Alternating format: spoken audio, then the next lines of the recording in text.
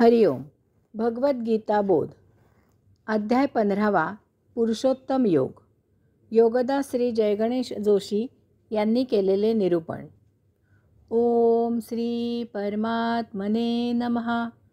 अथ पंचदशोऽध्यायः. जय योगेश्वर. परम आत्म्याला नमस्कार. अध्याय 15. श्लोक क्रमांक 18. यस्मात् क्षरम अतितः अहम अक्षरात अपि च उत्तमः अतः अस्मि लोके वेदे च प्रथितः पुरुषोत्तमः. येणेप्रमाणे मी क्षराच्या अतीत आहे आणि अक्षरात उत्तम आहे. अशा प्रकारे मी वेद आणि सर्व लोकात पुरुषोत्तम नावाने प्रचलित आहे.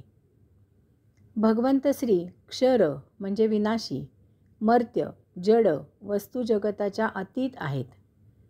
या भौतिक मोहमायेपासून दूर झाल्याशिवाय भगवंत श्रींचे दर्शन होत नाही.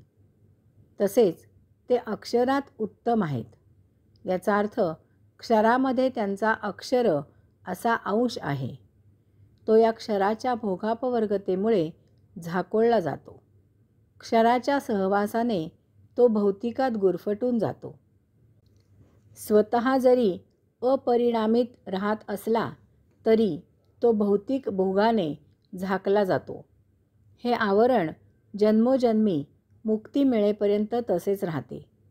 परंतु या दोन्हीपेक्षा निराळा असलेला परमात्मा सर्वांपासून अबाधित राहतो. तो स्वमर्जीने येथे अवतार धारण करतो आणि स्वमर्जीने येथून निघून जातो. स्वमर्जीने या विश्वाचे भरण पोषण नियंत्रण करतो. म्हणून तो वेदात म्हणजे ज्ञानी लोकात आणि सर्व लोकात म्हणजे अज्ञानी लोकातही उत्तम पुरुष या नावाने प्रसिद्ध आहे. ज्ञानी किंवा अज्ञानी असे दोन्ही प्रकारचे लोक, याचा अर्थ सर्वच लोक हे जाणतात की देह आणि त्यातील जीवात्मा किंवा अंशात्मा याहून एक निराळा असा परमात्मा आहे. तोच सर्वोत्तम सर्वेश्वर आहे. त्याला ते पुरुषोत्तम असे म्हणतात. किंवा असेही म्हणता येईल की सजीवांच्या देहात अंतःकरणात अंशात्मा आत्मा आहे. विश्वाच्या केंद्रस्थानी परमात्मा आहे. विश्वांच्या केंद्रस्थानी परमात्मा पुरुषोत्तम आहे. भगवंत श्री येथे सुस्पष्टपणे स्वतःची ओळख करून देत आहेत. आपल्या अवताराची ओळख करून देत आहेत. ते येथे सांगत आहेत की मीच स्वतः तो पुरुषोत्तम आहे. हरिओम.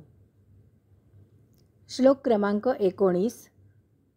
यह माम एवं असम्मूढा जानाति पुरुषोत्तमं सहा सर्ववित् भजति माम सर्वभावेन भारत. भारता, अशा प्रकारे जो संमोहित न होणारा अमूढ मला पुरुषोत्तम म्हणून जाणतो, तो सर्व ज्ञानी परिपूर्ण भावभक्तीने माझे भजन करतो. आतापर्यंत भगवंत श्रींनी देह आणि अंतरात्मा आणि या दोहोच्या अतीत असलेला परमात्मा आणि या सर्वाहून निराळा असलेला पुरुषोत्तम याचे गुह्य ज्ञान सविस्तरपणे सांगितले. क्षर आणि अक्षर याच्या अतीत परमात्मा पुरुषोत्तम असतो. तो परमात्मा म्हणजे ते स्वतःच पुरुषोत्तम आहेत असे गुह्य त्यांनी प्रकट केले. या श्लोकात भगवंत श्री सांगत आहेत की हे ज्ञान जाणणारा आणि भौतिक वस्तुजगताने मोहित न होणारा मनुष्य त्यांना पुरुषोत्तम म्हणून ओळखतो. भगवंत श्रींना पुरुषोत्तम म्हणून न ओळखणे हीच मूढावस्था आहे. ही अवस्था भौतिक वस्तुजगताच्या भोगमोहात अडकल्यामुळे येते. भौतिक वस्तुजगताची मोहावस्था ओळखून त्यात न गुंतणारा भगवंत श्रींना पुरुषोत्तम म्हणून जाणतो. असा मनुष्य सर्व ज्ञानी असतो. कारण एकदा का त्या पुरुषोत्तमाला जाणले की या विश्वात आणखी काही जाणायचे शिल्लक राहत नाही. एकदा का साक्षात्कार झाला आणि आत्मज्ञान झाले की तो योगी सर्वज्ञानी होतो. एकदा का आत्मसाक्षात्काराची अनुभूती मिळाली की त्याला भौतिक वस्तुजगताचा फोलपणा समजतो. त्याला आत्मज्ञानाशिवाय बाकी ज्ञान हे भौतिक अन्न वस्त्र निवारा याची सोय करून देणारे आहे हे उमजते. अन्न वस्त्र निवारा याला किती महत्त्व द्यायचे हे त्याला माहीत असते. भगवंत श्रींची सेवा करायला मिळावी यासाठी देह जीवित ठेवणे अत्यावश्यक आहे. देह जीवित राहील इतपतच या भौतिक वस्तुजगताचा उपयोग करायचा असतो. असा आत्मज्ञानी भगवंत श्रींचे परिपूर्ण भावभक्तीने भजन करतो. हे भजन वरवरचे नसते.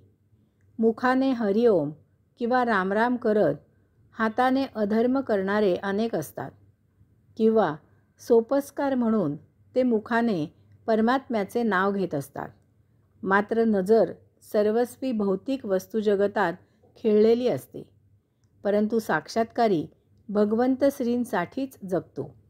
त्याचे बसणे, उठणे, चालणे, थांबणे, झोपणे, जगणे सर्व काही एका भगवंत श्रींसाठीच असते. त्याच्या नसानसात, रोमरोमात भगवंत श्री भिनलेले असतात. देहाच्या आतील चैतन्याला साक्षी ठेवून तो त्या पलीकडील परमात्म्यात, त्या पुरुषोत्तमात तल्लीन झालेला असतो. हरिओम.